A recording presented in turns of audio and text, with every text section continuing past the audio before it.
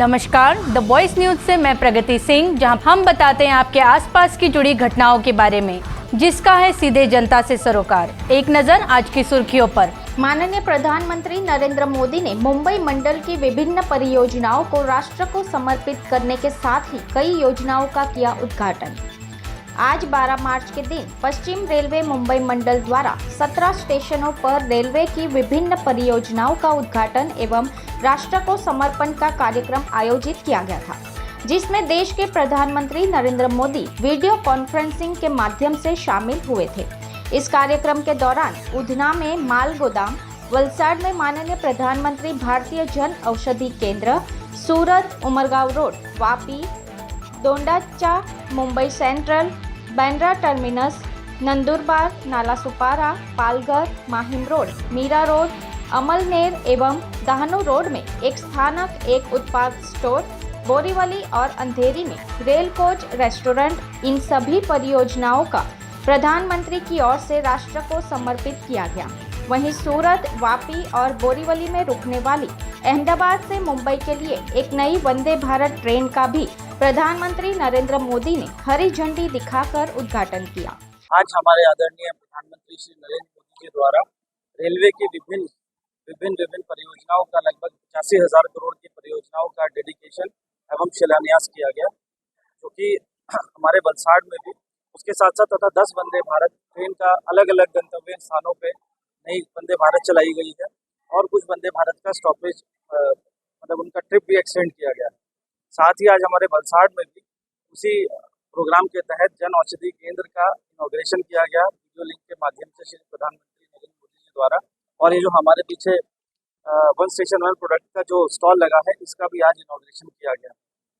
आप सभी लोग यहाँ पे वलसाड के लोग मतलब सभी उपस्थित रहे, हमारे श्रीमान एस.सी. इटालिया साहब, ललित शाह जी और सभी वलसाड के लोगों का मैं हार्दिक आभार करता हूँ तथा धन्यवाद करता हूँ कि आप सब लोग यहाँ उपस्थित होकर इस प्रोग्राम की काफ़ी शोभा बढ़ाई और इसमें पूरे हर्षोल्लास के साथ भाग लिया। नमस्कार मित्रों, देशना आदरणीय प्रधानमंत्रीजीए अमदावादથી देशभરના રેલવેને લગતા પ્રોજેક્ટોનું ખાતમુહૂર્ત તથા ઉદ્ઘાટન કરવામાં આવ્યું છે, જેની લગભગ કિંમત 85,000 કરોડ રૂપિયા જેવા થાય છે, જે ઐતિહાસિક કિંમતનું આજે માનનીય પ્રધાનમંત્રીજીએ દેશને સમર્પિત કર્યું છે અથવા નવું કામની શરૂઆત કરી છે। એ દેશના માટે ખરેખર ગૌરવની લાગણી ઉત્પન્ન થાય કે એક સરકાર એક કાર્યક્રમની અંદર દેશભરમાં લગભગ 85,000 કરોડ રૂપિયાના પ્રોજેક્ટોનું ઉદ્ઘાટન અને ખાતમુહૂર્ત કરતી હોય।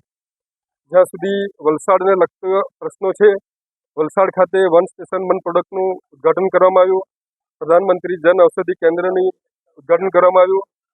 એમ જ મહારાષ્ટ્ર દ્વારા એક નવી વંદે ભારત ટ્રેનની આજથી 2 મહિના પહેલાં માંગણી કરવામાં આવી હતી માનનીય રેલ મંત્રી પાસે, જે ખરેખર વલસાડ આપણે ગુજરાતની જનતાના માટે એક ગૌરવ લેવા જેવી વાત છે કે મારી રજૂઆતને પડઘો માનનીય રેલ મંત્રીજીએ તરત આપ્યો અને આજે જે એક નવી વંદે ભારત શરૂ અમદાવાદથી મુંબઈની થઈ છે, એ મેં રજૂઆત કરી હતી, એ અનુસંધાનમાં આજે ભારત સરકારે એનું ઓપનિંગ માનનીય પ્રધાનમંત્રીજીએ કર્યું છે। ટૂંક જ સમયમાં આપણા પ્રયત્નો ફરી પાછા કરીશું એ ટ્રેનનું વલસાડની અંદર પણ સ્ટોપ મળે। સાથે સાથે શતાબ્દી ટ્રેનની પણ સ્ટોપની માંગણી કરી હતી અને એની ટેકનિકલ રિપોર્ટ પણ મને અત્યારે જ જાણવા મળ્યું છે કે ટેકનિકલ રિપોર્ટ 2 દિવસ પહેલાં જ સબમિટ કરવામાં આવ્યો છે। ટૂંક જ સમયમાં શતાબ્દી ટ્રેનનું પણ સ્ટોપ વલસાડ ખાતે મળવામાં આવશે। ત્રીજી વલસાડ સ્ટેશનની માંગણી જે માનનીય રેલ મંત્રીજી તથા એમના ટીમને મેં રજૂઆત કરી હતી કે પ્લેટફોર્મ નંબર 1 ઉપરથી 2, 3 અને 4 ઉપર જવા માટે એસ્કેલેટરની જે માંગણી કરવામાં આવી હતી, એની પણ એમણે સ્વીકાર કર્યો છે। ટેકનિકલ સર્વે પણ થઈ ગયું છે। જે અડચણરૂપ થતા રેલવેના નવાના જે જૂના કન્સ્ટ્રક્શનના કામો છે એને ડિમોલિશન કરી જ્યાં અત્યારે રેલવે સ્ટેશનની ટિકિટ વિન્ડો છે એ ભવનની બાજુમાંથી પ્લેટફોર્મ નંબર 2, 3, 4, 5 ઉપર જવા માટે એસ્કેલેટર સાથેનું નવું એક પ્લેટફોર્મ પર રેમ્પ પણ બનવામાં સરકાર સ્વીકાર કર્યો છે, જે આવનારા દિવસોમાં પણ એનું કામ શરૂ થશે। સાથે સાથે પ્લેટફોર્મ નંબર 1ની લંબાઈની પણ માંગણી કરવામાં આવી હતી, એની પણ ટેકનિકલ સર્વે થઈ ગયો છે। આવનારા દિવસોમાં પણ એની એક રિપોર્ટ સબમિટ થયા પછી કામ શરૂ થશે એવી મને લાગણી છે અને એવી ભારપૂર્વક રજૂઆત પણ કરવામાં આવી છે। વિશેષ જે ખાદી કમિશન જે ભારત સરકારનું એક બહુ મોટું એકમ છે, જેનું ટર્નઓવર ગયા વર્ષનું 1,37,000 કરોડ રૂપિયાનું છે। અમને વિશ્વાસ છે કે 31 માર્ચ 2024માં એ ટર્નઓવર 1.5 લાખ કરોડ રૂપિયાનું પૂરું થશે। વલસાડ જિલ્લાની જનતાને હું અપીલ કરું છું કે એની અંદર અમારા 2 વર્ટિકલ મોટા ચાલે છે, ખાદી, સિલ્ક અને ઊન. સાથે સાથે એક PMEGP પ્રધાનમંત્રી એમ્પ્લોયમેન્ટ ગેરંટી સ્કીમ, જે એક ખરેખર દેશની નાના ગામડાઓમાં કામ કરતા આર્ટિઝનો માટે એક વરદાનરૂપ સ્કીમ છે, જેની અંદર અમે વર્ષે લગભગ 12,500 કરોડ રૂપિયા સબસિડીના રૂપમાં આપવામાં આવીએ છીએ. એની અંદર કોઈપણ નાત-જાત, કોઈપણ જાતના ભાઈ બહેન, શહેરમાં હોય, ગામડામાં હોય, ઇન્ડિવિજ્યુઅલ હોય, એન્ટરપ્રેન્યોર હોય, કંપની હોય, NGO હોય, દરેકને એમાં પ્રાધાન્ય આપવામાં આવે છે. જે લોકો પોતપોતાના ફિલ્ડમાં એક્સપર્ટ હશે એને અમે ટ્રેનિંગ પણ આપશું. એમની પાસે ટ્રેનિંગનું સર્ટિફિકેટ હશે તો 1 લાખ રૂપિયાથી લગાવીને 1 કરોડ રૂપિયા સુધીની અમે લોન આપશું. એની અંદર સીધી ગ્રામ્યમાં બહેનો કામ કરતી હશે તેને 35% સબસિડી, શહેરોમાં હશે તેને 25%, શહેરોની અંદર કોઈ પુરુષ અથવા કોઈ જેન્ટ્સ અથવા કોઈ એન્ટરપ્રેન્યોર હશે એને 20% સબસિડી સીધી અમે એમને સુપ્રત કરવામાં આવશે. આ સ્કીમનો લાભ વધારેમાં વધારે બહેનો, ભાઈઓ, આ જિલ્લાની જનતા ઉપાડે એવી મારી આપ સૌને અપીલ છે આપના માધ્યમથી. સાથે સાથે મારે ગૌરવ લેવાની વાત એ છે, મેં એક ત્રીજો પત્ર પણ આ 2 ટ્રેનની સ્ટોપરની સાથે સોંપ્યો હતો કે દેશભરના સ્ટેશનો ઉપર ખાદીની વેચાણ માટેનું અમને એક પ્લેટફોર્મ પ્રોવાઈડ કરવામાં આવે. રેલ મંત્રીજીએ એનો પણ સ્વીકાર કરી એક દેશના 4 મહત્વના સ્ટેશનો ઉપર ખાદીના પોતાના સ્ટોર ઓપન થાય એની માંગણી સ્વીકારી છે. સાથે સાથે દેશભરમાં જ્યાં આગળ 15,000 જેટલા સ્ટેશનો ઉપર જે વન સ્ટેશન વન પ્રોડક્ટની જે વાત હતી ત્યાં પણ KVICની પ્રોડક્ટ એટલે ખાદીની પ્રોડક્ટ તેમાં PMEGPની પ્રોડક્ટને પણ વેચવા માટેની સરકારે સ્વીકાર કર્યો છે. ખરેખર અમારા માટે એક આનંદ અને ગૌરવની વાત છે કે એ બધી પ્રોડક્ટો પણ આજે ભારતના તમામ રેલવે સ્ટેશન ઉપર વેચાણ કરવામાં આજે પ્રધાનમંત્રીને જે 85,000 કરોડ રૂપિયાનું જે રેલવેનું એક્સપાન્શન જે કીધું છે એની અંદર એક ઔષધિ કેન્દ્ર અને વન પ્રોડક્ટ વન સ્ટેશન એનું પણ એક ઉદ્ઘાટન કીધું છે. બહુ સારી વાત છે. ખાસ કરીને જન ઔષધિ કેન્દ્ર જો આજે શરૂ થયું છે ત્યાં આગળ આપણને લગભગ 700 જેટલી દવાઓ જેનેરિક ફોર્મમાં આપણને મળશે અને એ ખૂબ જ સસ્તા ભાવે મળશે. લગભગ ઘણી જગ્યાએ તો એ 80% થી 85% જેટલા ઓછા ભાવે પણ મળે છે. આ બધી જ દવાઓ ક્વોલિટીની દ્રષ્ટિએ સેમ છે.